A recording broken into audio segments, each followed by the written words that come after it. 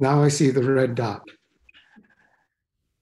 So we're starting from the beginning here for the sake of the recording. I was saying that Steve's birthday talk, which is what it was,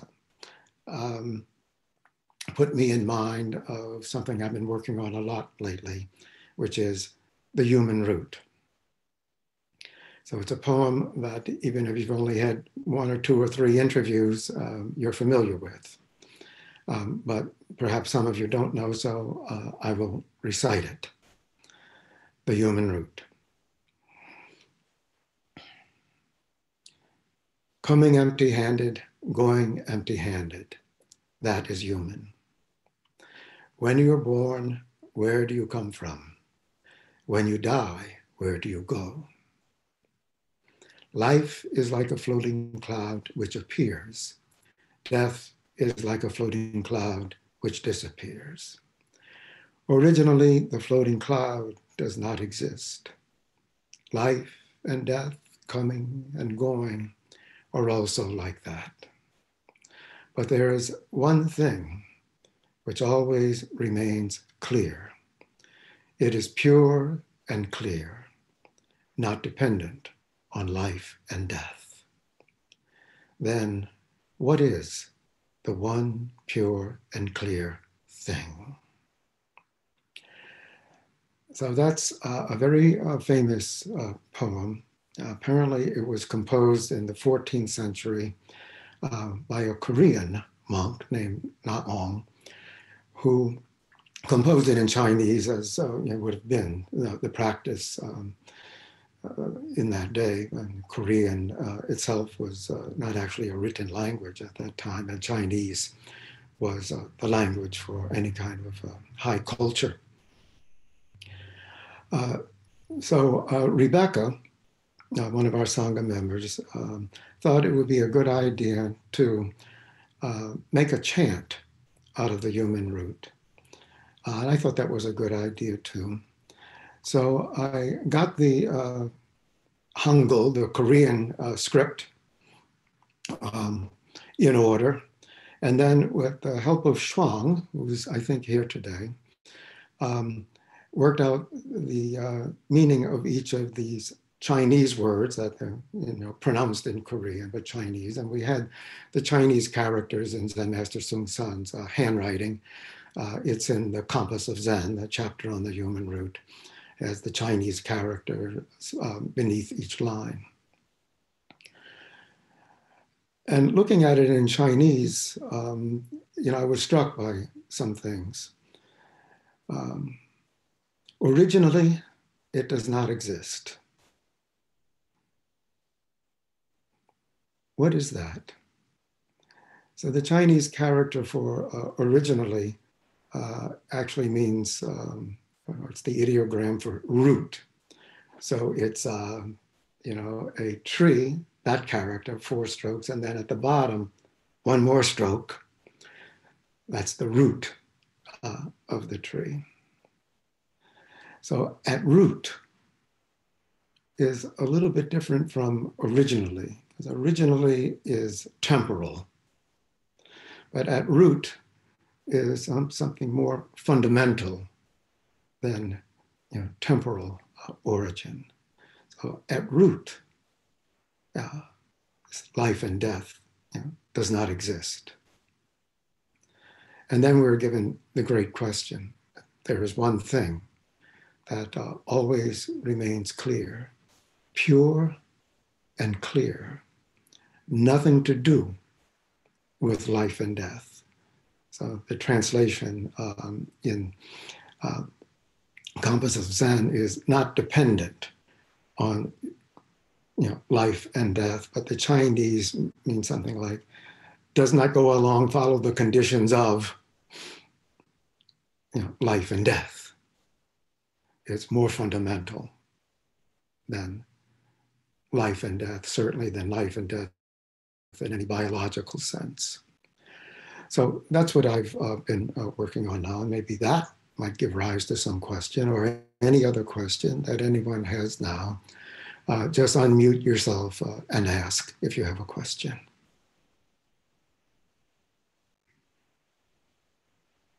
I have a question. Yeah, Is there any benefit to reading philosophy or reading any philosophers throughout time? philosophers? You mean Buddhist philosophers? Like Aristotle, Socrates, Kant, like all any philosopher. Well, I recommend that you read Socrates, and that's because it's impossible because he never wrote anything. So, other than that, no, I don't recommend that you read philosophy. Philosophers read philosophy, and all the philosophers I know, it hasn't done them any actual harm. But if you're talking about is especially Western philosophy, uh, of any help in understanding Buddhism or in deepening your practice, I would say no. Lately, there's been kind of a fad, I will call it, of Buddhists paying attention to the philosophy of Pyrrho, who was a Greek philosopher who accompanied Alexander on his journeys, especially his journey to India. It was actually a military conquest that Alexander was all about. But he always brought along an entourage, of philosophers and artists and so forth, um, because he was interested in spreading, Greek culture, across the known world. And India was, as far as he knew, the easternmost country in the world, flat earth and all of that. So he stayed in India for 2 years. And Pyrrho is said to have studied with Buddhists those 2 years. And when he came back, he formulated his philosophy.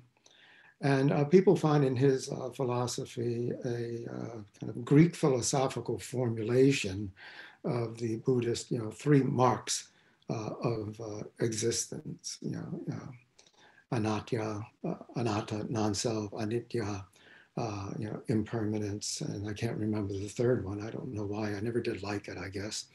Um, so, as I said, there's been a lot of fuss made about that, and so actually, my field is actually classical literature, especially Greek, and I have translated Plato and Empedocles and Parmenides, and that's all the Greek philosophy I've done translations of. I couldn't find much to it. So I don't even recommend that you read Pyrrho, which is not readily available anyway, and pretty opaque if you ask me. So philosophy is all about, thinking things through. Zen meditation is not about thinking things through and trying to, understand things, through some kind of system of thought. It's rather based on your direct experience of this moment right now, your moment to moment experience, with the constant question, what is this? Which you might regard as the basic, fundamental question that philosophers are asking, but we're going in a different direction. So, what is your direct, immediate experience of this right now? So, you can make this into your meditation practice. You can breathe in, what is this? This kind of tripartite breath starting in the stomach, extending to the rib cage, and maybe up here to the top. What is this? And then you hold that as you hold your breath for a moment. And then the exhalation, don't know, which is maybe a technique that Socrates actually used or something like that. Socrates said, I only know that I don't know. So if you want to read that philosophical text, it'll take you about 10 seconds, and it's in Plato's Apology. So you could go find that if you want to read philosophy. So I've had a lot of bad speech just now about philosophy. Actually, it's not that bad. Um, But don't depend on it, for a deep insight into what you really are and what this really is. So thank you for your question. So I have a question. I have a comment. A comment. Yeah, actually, I believe suffering is the first mark of existence. Oh, yes. Dukkha. Thank you. And the other thing, I always don't want to remember that. the other, the other thing I wanted, since you've been saying bad things about philosophy in your very wonderful speech, could you say something about Dogen and Nagarjuna, who were certainly philosophers? Yeah, they certainly are. So I wasn't including Buddhist philosophers in my comments. And if you want to find out all about Nagarjuna, who was, a very great philosopher, tune in next week as Judy is teaching a class on Nagarjuna, the fundamental wisdom of the middle way, the Mula Madhyamaka Kareka. Yeah, so that's philosophy. And Dogen is, a very great philosopher, and he's like 13th, beginning of the 14th century. When you read Dogen, I suppose you would have to, yes, he's a philosopher, but he doesn't sound like a philosopher, And so you can, if you want, classify him, as a philosopher. But I think of him as a poet, actually, especially a work like his Mountains and Rivers, without end. I suppose you could say it's philosophical poetry, but it's not, didactic poetry by any means. It's meant to suggest, rather than to formulate answers to what is this. So thank you for your correction. Thank you for your enhancement.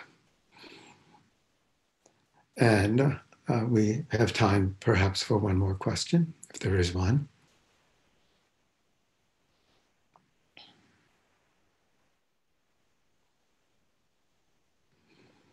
I have a question. Yes. When is your birthday? My birthday? Yes. It's June 19th, 1943. So, I'm a Gemini, which, as far as I'm concerned, means I have double vision, but I don't know what else it could mean. Or there are two of me? Or I'm bipartite? I don't know. Why do you ask about my birthday? I was not expecting you to name a date that suggests that you have an existence in time that we're being encouraged to counter in our own thinking about ourselves. Oh, so this was a Dharma combat question.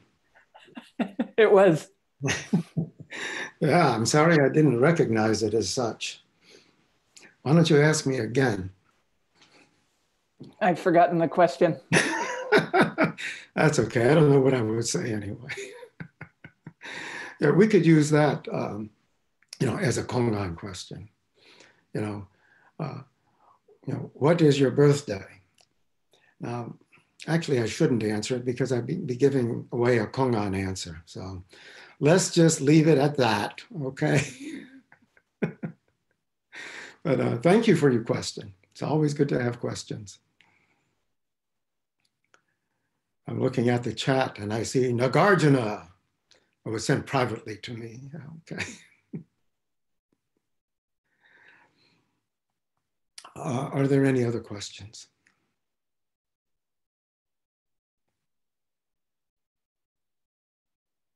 Yes, I have a question. Yes. So you said that Kelly's question was a Kongan question, and Yes. I was wondering if you could talk a little bit about what you mean by a Kongan question. Yeah.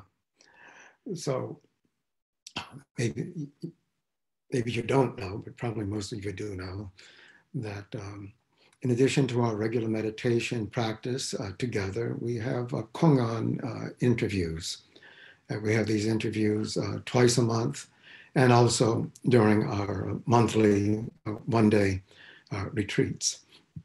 So the word Kongan means a public case, Chinese for a public case, such as a case at law, something that's been recorded, usually as some sort of interaction between a teacher and a student. So, for instance, a monk asked Joju, his teacher, does a dog have Buddha nature? And then Joju answered, mu. And mu means no. So that has been recorded, and there are many classical Kongan collections, but the two main ones are the Blue Cliff Record and the Mumonquan, the Gateless Gate. The Gateless Gate has 48 Kongan, so it's these little stories. And then there's a poem attached to it, and then Mumon's commentary, some things that he has to say about the Kongan. But the point is not to study his commentary, or to figure out what does the poem have to do with this, or to figure out the Kongan at all. The student is faced with a question that cannot be easily answered, and cannot be answered by figuring out anything. Rather, what is your instinctive, immediate response to this question? Response that comes from the mind, before thinking. So when you're presented with a Kongan that, what is this right now, mind, is activated. If you answer correctly, then the teacher approves.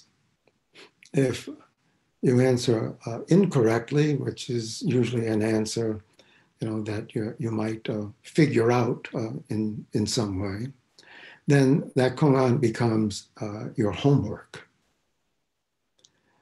And you can work on the Kongan whenever it spontaneously appears, or you can dedicate a small portion of your regular sitting practice to the Kongan. What I recommend, which is certainly not the only approach, is to start every round of sitting with your regular sitting practice, whatever that technique is. And the first time your mind wanders, as usually will, then bring up the Kongan and just perceive the Kongan, not trying to figure it out. But as Sosan says, it's like you have a beautiful gem in the palm of your hand, and you roll it this way, you roll it that way. You just perceive it. And then when your mind wanders from that, go back to your regular practice for the rest of that sitting period. So you can do that or not. You can work on it whenever it appears, at any time, during the day. Just hold it for a while, perceive it. We have many Kongans, the 48 in the Mumonquan, and many more. The 365 that were in Zen Master Hae collection, 365 Kongans for everyday life, some of them based on a Christian mystic, some of them based on the Tao Te Ching, most of them from classical sources, Korean or Chinese. And so you always have a Kongan, to work on. So it's an important part of practice in the quantum school of Zen. And if you have interviews, you're well familiar with this. And if you haven't, I encourage you to have an interview as soon as you can. And early on in that process, as I said, there's the human root.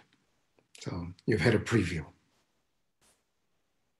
And that, I think, is time. So I want to thank you all for your practice. Jonathan has a question for you.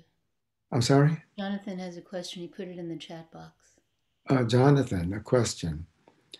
Oh, can anything be a koan question? Yeah, potentially.